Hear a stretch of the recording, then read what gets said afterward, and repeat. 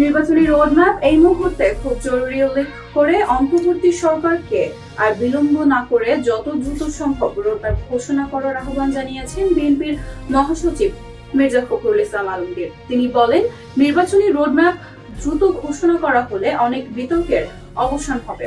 একটি নির্বাচনী দেশকে স্থিতিশীলতা দিতে পারে। শনিবার বিকেলে মাওলানা আব্দুল হামিদ খান ভাসানীর ৪৮তম মৃত্যুবার্ষিকী উপলক্ষে কেন্দ্রীয় শহীদ মিনারে ভাসানী অনুসারী পরিষদ আয়োজিত এক জনসভায় প্রধান অতিথির বক্তব্যে মির্জা ফখরুল এসব কথা বলেন।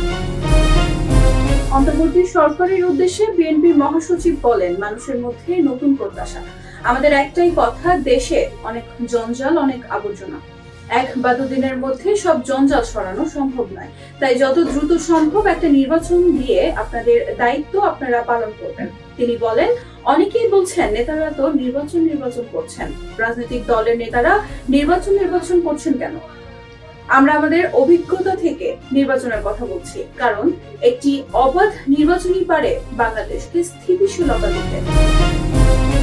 সরকারকে নির্বাচন কেন্দ্রিক প্রয়োজনীয় সংস্কার করে দ্রুত নির্বাচনের দিকে যাওয়ার আহ্বান জানিয়ে মির্জা ফখরুল বলেন, সংস্কার তো অবশ্যই করতে হবে। সংস্কার করার জন্য সরকার অনেক কমিশনও গঠন করেছে। তাদের ওপর জনগণের আস্থা আছে, আমাদেরও আস্থা আছে। কিন্তু আমাদের যেটা প্রত্যাশা, স্বল্প সময়ের মধ্যে সংস্কার শেষ করে, বিশেষ করে নির্বাচন কেন্দ্রিক সংস্কার করে সেই নতুন আলোর দিকে এগিয়ে যাওয়া। যত দেরি হবে তত বিতর্কের সৃষ্টি হবে এবং ততই বাংলাদেশের শত্রুরা সংগঠিত হবে।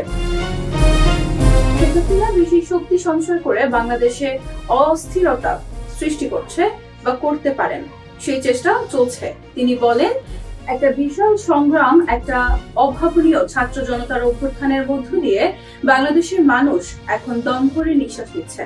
এই শহীদ মিনারে দাঁড়িয়ে কথা বলবো, কিছুদিন আগেও তা কল্পনা করিনি। কারণ ফ্যাসিস্টরা এই জায়গাগুলো আমাদের জন্য নিষিদ্ধ করে দিয়েছিল। এমনকি যারা স্বাধীনতা যুদ্ধে লড়াই করেছিলেন তারাও তাদের শেষ নিঃশ্বাস ত্যাগ করার পর তাদের সম্মানটুকু পাননি।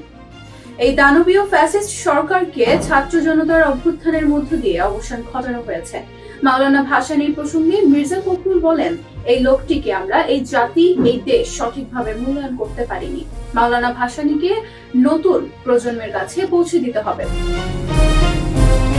12 দলীয় জোট প্রধান ও জাতীয় পার্টির চেয়ারম্যান মোস্তফা জামাল হায়দার বলেন, বর্তমান সরকারের কাছে এই মুহূর্তে দেশ এবং জাতির একমাত্র প্রত্যাশা জনগণের প্রতিনিধিত্বে তাদের হাতে ক্ষমতা হস্তান্তরের একটি সুস্পষ্ট রূপরেখা আপনারা হাজির করুন।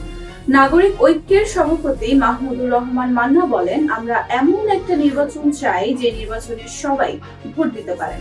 আমরা এই সরকারকে অনুরোধ করি যত দ্রুত সম্ভব সেই রকম একটা নির্বাচন দিয়ে মান সম্মান নিয়ে আরো বেশি সম্মান অর্জন করে আবার জনগণের কাতারে বা নিজ নিজ পেশায় ফিরে যান। বিপ্লবী ওয়ার্কার্স পার্টির সাধারণ সম্পাদক সাইফুল হক বলেন, মেয়াদের 100 দিন পর এখন আমরা আপনাদের পরিষ্কার পথ নকশা দেখতে চাই। আশা করব আপনারা পথ হারাবেন না। এদেশের জনগণ এবং বিরোধী দল এখন পর্যন্ত আমরা কিন্তু সব হজম করছি, কারণ এটি আমাদের সমর্থিত সরকার। কিন্তু আমাদের সমর্থনটা শর্তহীন সমর্থন নয়। যে পর্যন্ত আপনারা সোজা পথে আছেন, রাজনৈতিক দলগুলো আপনাদের সহযোগিতা করবে। গণসংহতি আন্দোলনের প্রধান সমন্বয়কারী জোনায়েদ সাকি বলেন, বাংলাদেশ সম্পর্কে ভাবমূর্তি নষ্ট করার ষড়যন্ত্র চলছে। এই ষড়যন্ত্র আমাদের রুখতে হবে, আর রুখতে হলে এই অপরাধীদের বিচার করতে হবে। যারা হত্যা করেছে তাদের বিচার থেকে কোনো রেহাই নেই।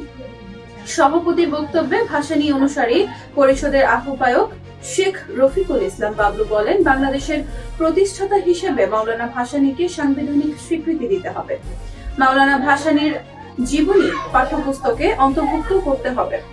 জনসভায় রাষ্ট্র সংস্কার আন্দোলনের প্রধান সমন্বয়কারী অ্যাডভোকেট হাসনাত কায়ুম ভাসানী অনুসারী পরিষদের উপদেষ্টা জসিমউদ্দিন প্রমুখ বক্তব্য রাখেন।